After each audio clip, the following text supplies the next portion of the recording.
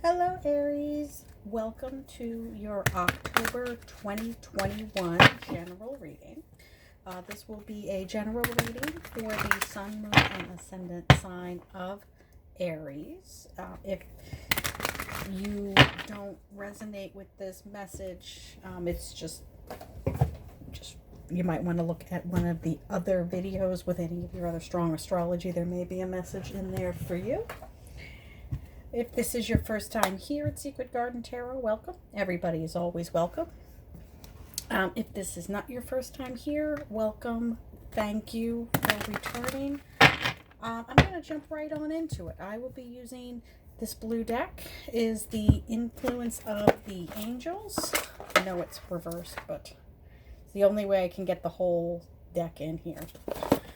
And for clarifiers, I think I'll be using the Gilded Tarot.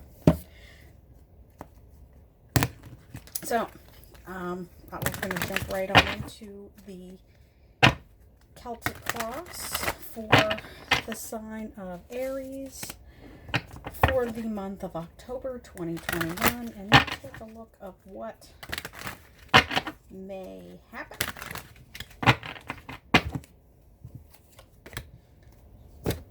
There.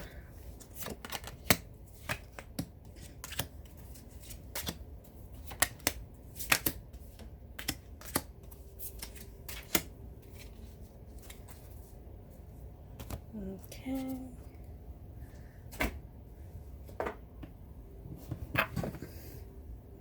I'm kneeling on a stool here, so bear with me a moment.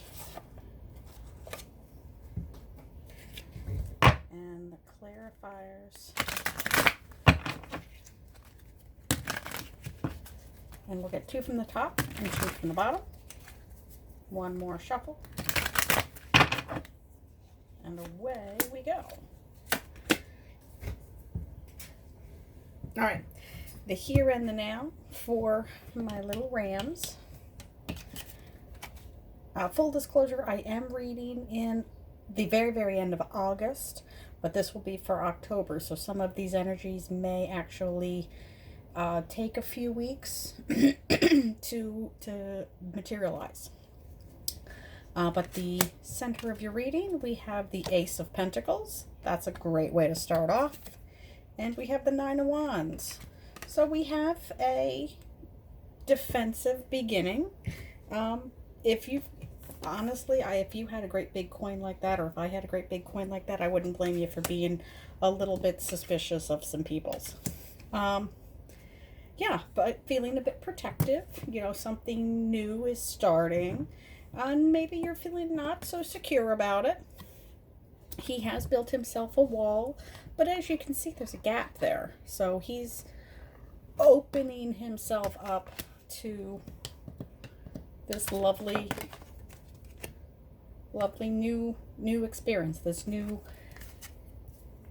could be money, could be a new job, could be new education, could be just a new fruitful start to something solid. Let's see what the base of the reading is. Strength. Could involve a Leo. But again, this is kind of this is the major arcana that is overcoming some of those baser instincts. What I like to pick up out of this card that a lot of readers never mention is the amount of time that this angel, in this case, took to tame this lion. And it's something that took patience. It's something that took a lot of trust on both parts. You have to realize that this angel has been taming this lion since he was a teeny tiny little baby. So obviously he's a full-grown lion, and many years, a lot of effort, a lot of patience to build that kind of trust. So this is good. This is a building card. That kind of does get overlooked in a lot of readers. They don't look at it from that perspective. But it is overcoming. You notice she has her hands on his head, kind of calming him down, telling him to think for a moment. So that's a good way to, that's a good foundation for this.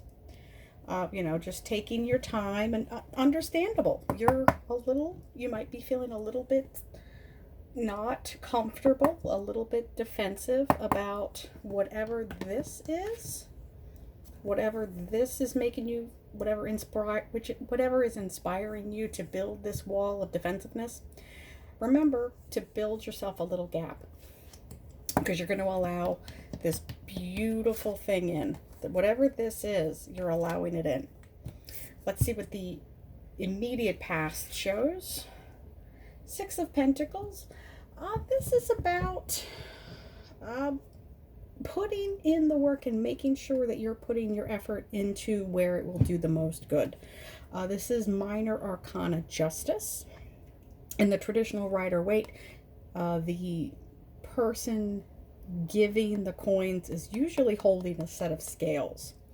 So this is charity. This is a card of giving and receiving. So there's always that reciprocity. There's always that balance. But also in this case, it's illustrated as a woman, but in the Rider-Waite, there's a person holding the scales that is just giving their money away. Wherever it lands, it lands. And what is nice about this one, she's actually looking this couple in the face and realizing that she's putting her money into his hand. It's not falling on the floor. It's not just going wherever it needs to go. She's being fair about it.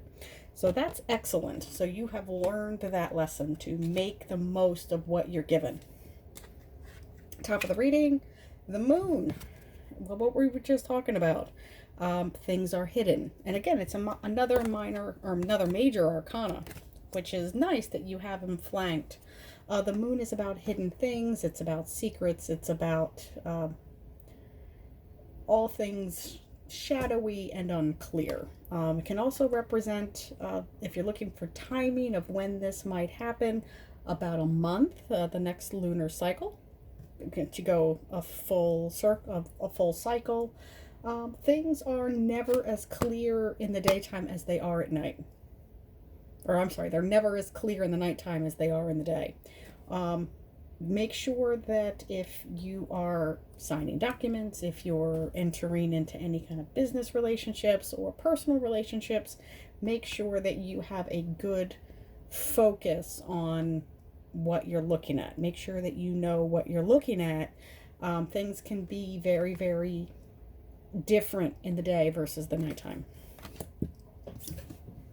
Immediate future, the Eight of Swords. Okay, so again, still in this little bit of energy here. This is the card of things are worse in your head than they are in reality. If you get a really good look at the illustration there, she's not held down by those swords at all. She might feel the blades, the coldness of the blades, but they're not actually threatening her. The points are all buried. The sharp parts of the blade are facing away from her. They're in no way threatening. And all she needs to do is calm down, think for a moment. Her hands are very free. She can remove the blindfold.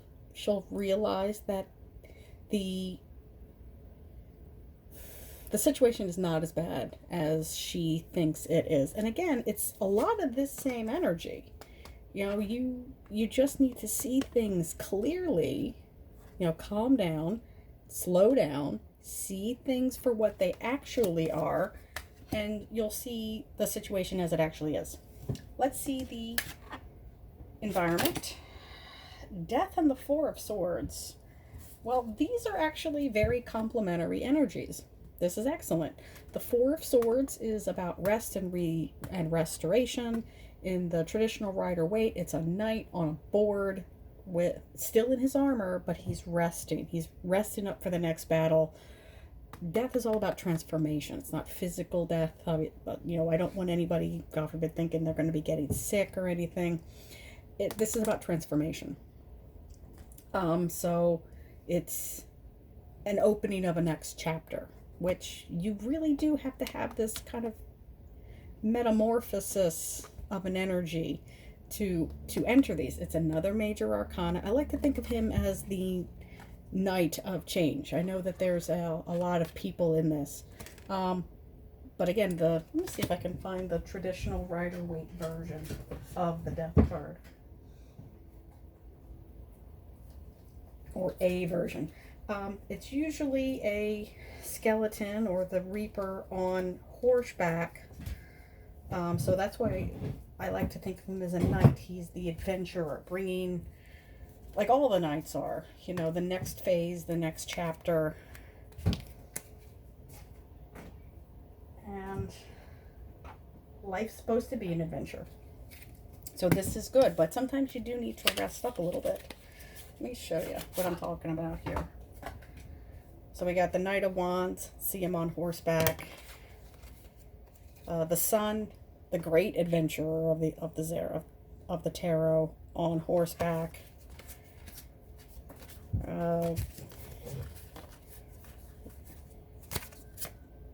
Horseback. Horseback. The knights are the bringers of newness. Let me show you. I'm probably not going to be able to find it now that I'm looking for him. There's the Knight of Swords. You think a theme here? It's about movement. It's about progress. There he is. The Knight of Change. And he looks very scary. He looks very intimidating. He looks very threatening. But he isn't.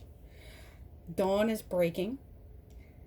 The old, corrupt lives have gone away. He is the bringer of the next adventure. But you do need to kind of rest up. Transformation needs to be rested up for. It's the reason caterpillars go into their cocoon phase before becoming the butterfly. It takes a lot of energy, and you've done a lot of the work already. There is more to come though. I'm not saying you're going to be done yet, but in order for this, there's a lot of work that needs to be done. Seven of Cups, what were we just talking about? Calming down, slowing down, taking what you do not need off of your plate. This is a card of too many choices, scattered focus, too much going on to really, really know what you're looking at. You know, some of these are glass, some of these are mugs, some of these are metal. What is in them, he doesn't know. Well, this one kind of looks like a martini, like a pink martini. But he doesn't know that. Does that have wine? Does that have poison in it? He doesn't know.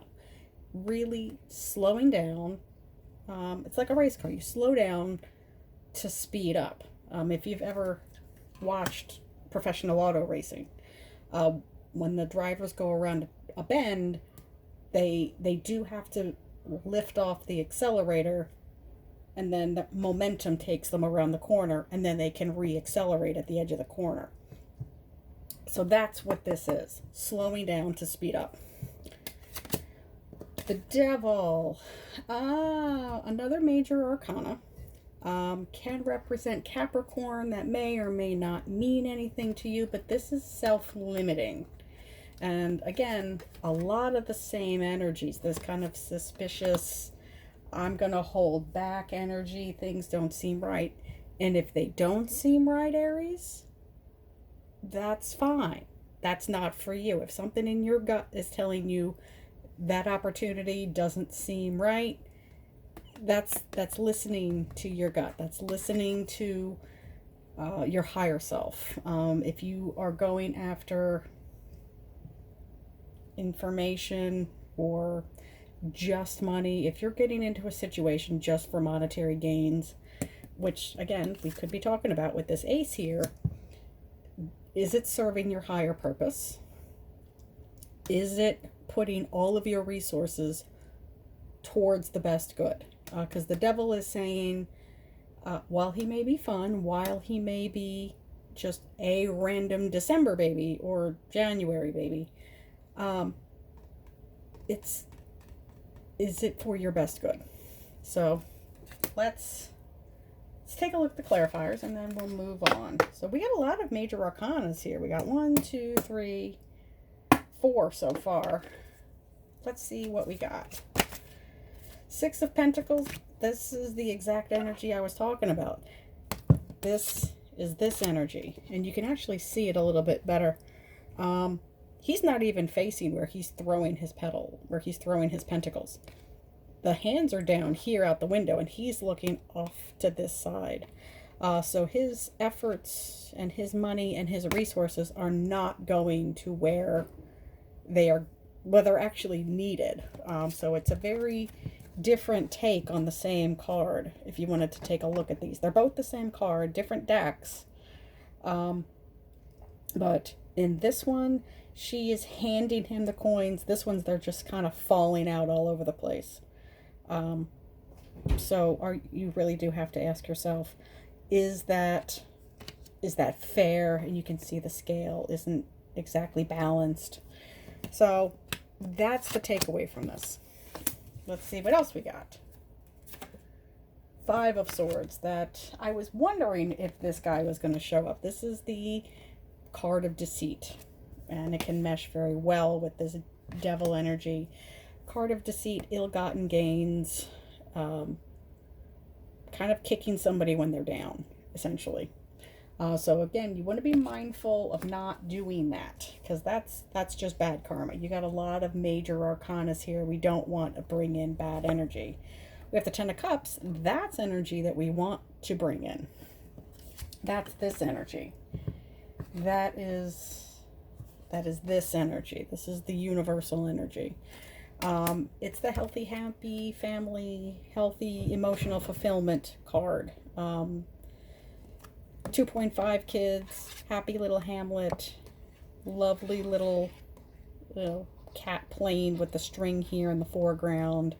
Happy, healthy, well-adjusted family. We have the bees, little busy bees. We have this lovely rainbow. It's a lovely family. But it took a lot. It took a lot to get there. So let's see what else we got. The High Priestess. Does have a lot of this energy, the moon energy. She can represent unspoken wisdom, wisdom that is from within. And you'll notice that she has that big old crescent moon behind her, again reminding us to make sure we know what we're looking at. She is always mute. She's never speaking. She has wisdom, inner intuitive wisdom, which we were just talking about as well. If it doesn't feel right, don't do it. After that, I will bid you bye. Bye, my family. I'll see you next time, Aries. Bye.